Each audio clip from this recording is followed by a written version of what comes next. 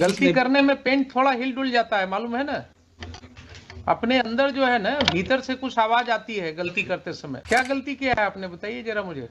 Sir numbering करने में गलती हुआ है सर। नंबरिंग करने में, चूंकि आप बीच में उसको डाल रहे थे। फोर्जरी के लिए आप जाइएगा। Police doctor, everybody is in league with each other. It was against the police action. How come this सांप्रदायिक।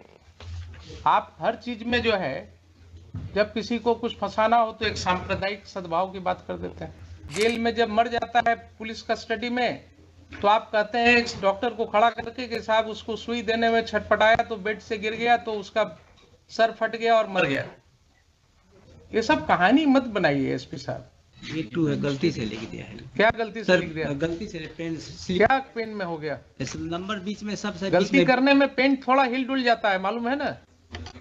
अपने अंदर जो है ना, भीतर से कुछ आवाज आती है गलती करते समय, तो वो पेन का हिलना डुलना जो है वो हो जाता है।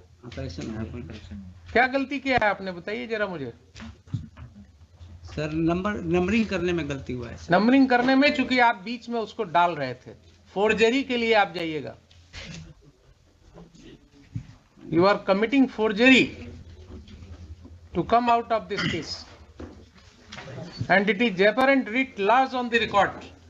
सर एक्सरे रिपोर्ट का भी है sir. Police doctor, everybody is in league with each other. You are not following the judgment of the court. You are not following the order of the CGM. What kind of police you are working here?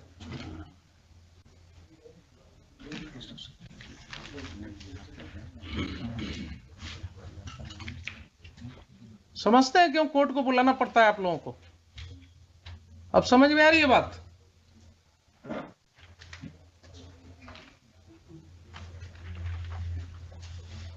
आपको पता नहीं होता कानून क्या है, यही problem है। क्या गड़बड़ हुई है उसमें, बताइए मुझे। छिपाइएगा नहीं, जितना छिपाइएगा उतना आप सर एक्सरे का भी चले जाइएगा। वही नंबर लिखा हुआ है एक्सरे। उसमें क्या गलती हुई है, पेन में क्या गलती हुई है आपकी? ऊपर से नंबर जो लिख रहे थे डॉक्टर, हाँ। 3680 लिखे थे। हाँ। 3681, इसको 82 लिखे हैं। 36 उसको 3 जैसा लिखा गया है। हाँ। फिर उसके बाद 330 कर गया, फिर करेक्शन करके 85 86 कर रखा है। करेक्शन बाद में पता चला तो करेक्शन किया है। ठीक है, अब जरा दूसरा रजिस्टर दिखाइए मुझे।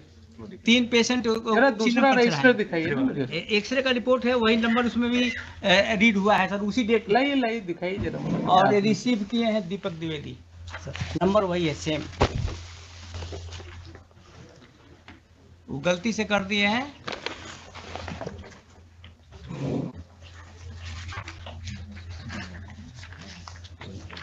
Three 6।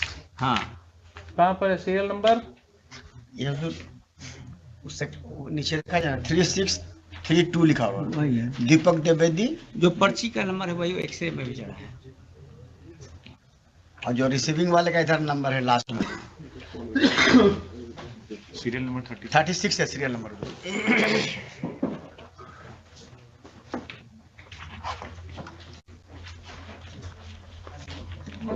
36। What does it mean? CR का मतलब क्या हुआ? इमरजेंसी रजिस्टर है सर। CR हाँ।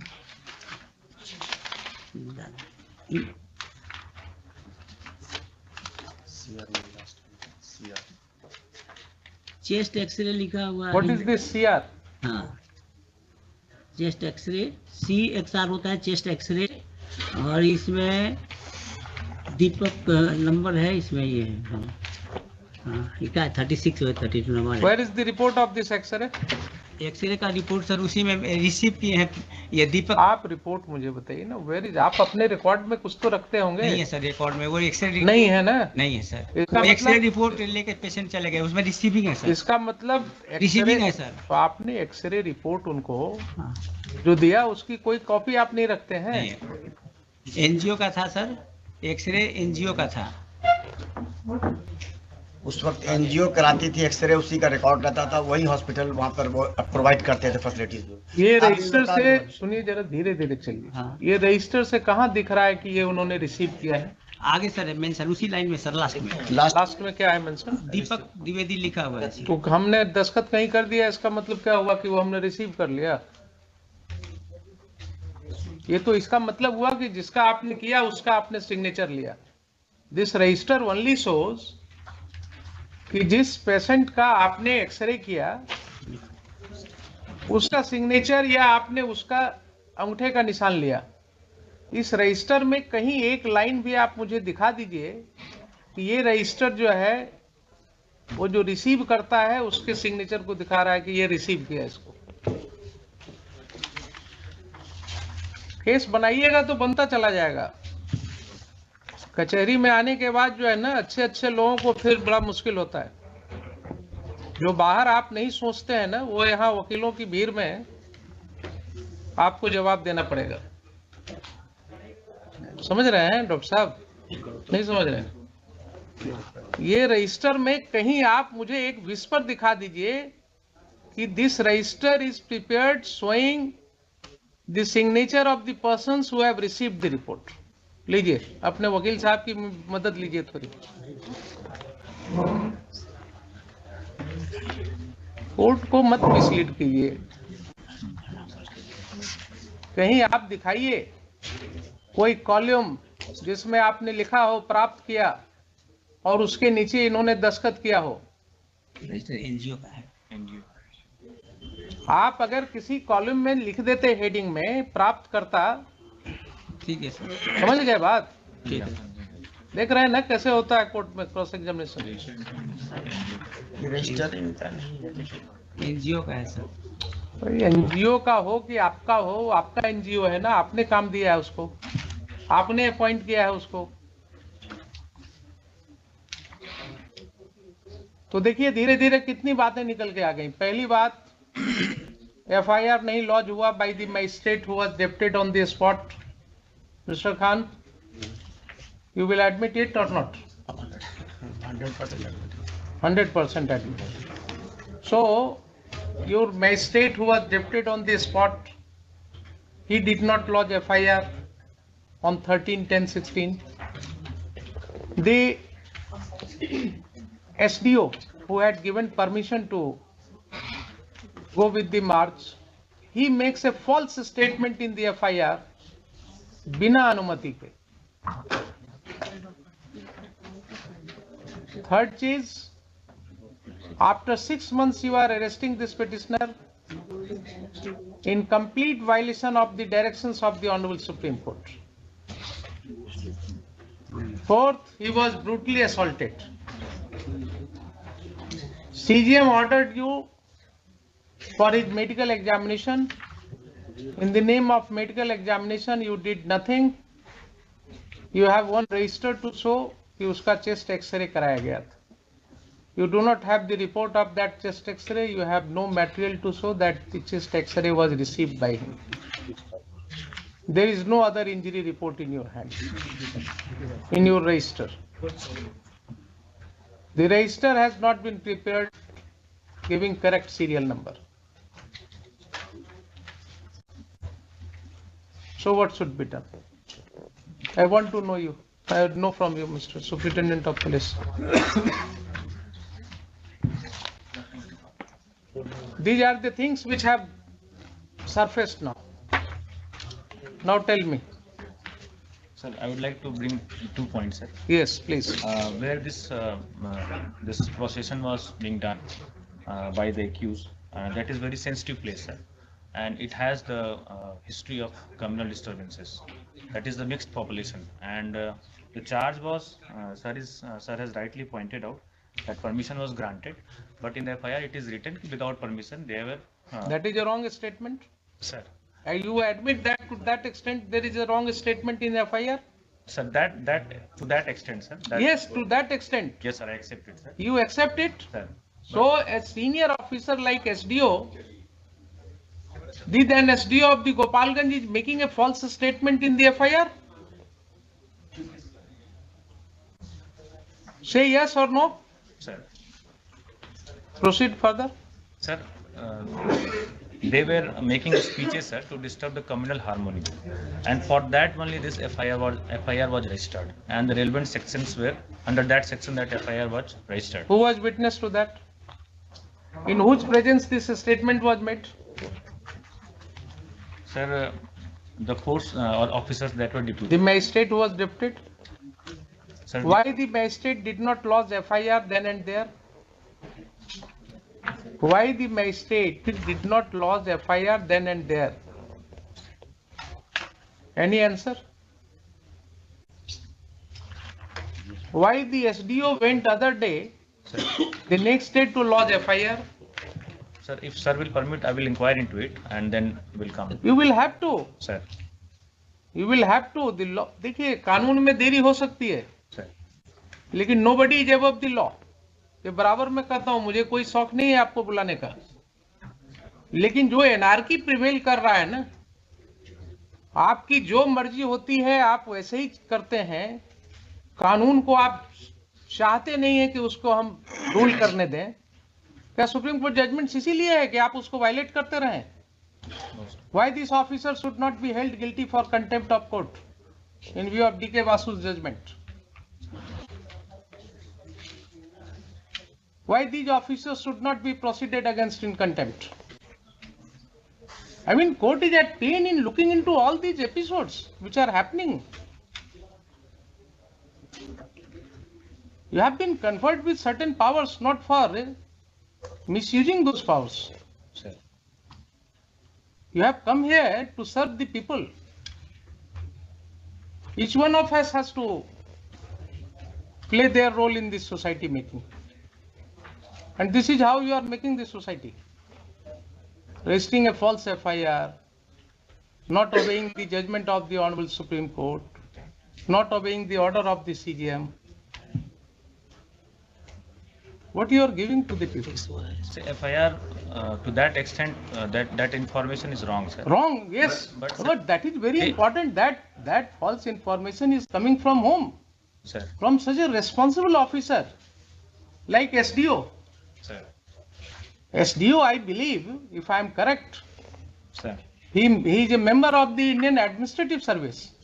No, sir, state, sir, Bihar Administrative Service. He was promoted from a state service, Sir, SDU generally are from Bihar Administrative Service. from Bihar Administrative Service. Sir. So they are holding responsible position. I mean, if you start making false statement to implicate a citizen of the country, the resident of your local area, Sir, they were creating communal disturbance, sir. They are making hate speeches. Sir ऐसा है, देखिए, Mr. Superintendent of Police, please don't make any statement just without any basis there. If there any communal harmony was disturbed Sir, on 13/10/16, why your magistrate did not lodge FIR then and there? What prevented him from lodging the FIR? And why FIR was lodged on the next day making a false statement? These are the circumstances clearly showing that you are making a false case against a person who is demonstrating against your police officers, because your police officers had taken his party worker in custody and he was harassed, tortured in police custody, so he was demonstrating. तो आपने कहा ठीक है, अब तुमको भी सबक सिखाते हैं, तुम नेता बन रहे हो तो तुमको सबक सिखाते हैं. This is how the police will react. sir, अगर आप इस तरह से काम करना शुरू करेंगे तो लोगों का क्या होगा? Then nobody will raise his voice, and that too in this democratic manner, after taking permission from your competent officer. आप एक भी केस हुआ कम्युनल हार्मोनी का वहाँ डिस्टर्बेंस का? 13 तारीख को कम्युनल, सर, लेकिन 16 में हुए हैं cases, sir. I am not concerned with Sir, that sir. because of his demonstration, Sir, and this demonstration was against the police atrocity. sir, Please try to understand. It was not for any communal disharmony create करने के लिए नहीं था. sir, It was against the police action. How come this सांप्रदायिक, आप हर चीज में जो है जब किसी को कुछ फंसाना हो तो एक सांप्रदायिक सद्भाव की बात कर देते हैं। आपने इस एफआईआर में लिखा होता कोई सांप्रदायिक सद्भाव की बात नहीं हुई, वहां कोई घटना नहीं घटी, कोई आपके पास रिपोर्ट नहीं है कि हाँ उसने क्या बोला इसके लिए कोई सांप्रदायिक घटना घट गई। आपका बोनाफाइड ही नहीं दिख रहा है इसमें, और इंजरी रिपोर्ट भी आपने नहीं दिया सीजीएम के ऑर्डर के बावजूद, अरेस्ट भी आपने किया आफ्टर 6 months। बोलिए क्या करें अब? I am willing to. Sir एक और पॉइंट है सर। हाँ बोलिए। सर जब अरेस्ट इनको किया गया था sir, at that time this para number 672 sir, station diary of town police Yes. Of 22 February 2017, yes, इसमें भी मेंशन है सर कि पकड़ने के दौरान भी वो भागने की कोशिश किया और उस दौरान उनको चोटें लगी। ये तो कॉमन है आपका। तो हर एक्यूज जब भागने लगता है तो वो कहीं से कूद जाता है,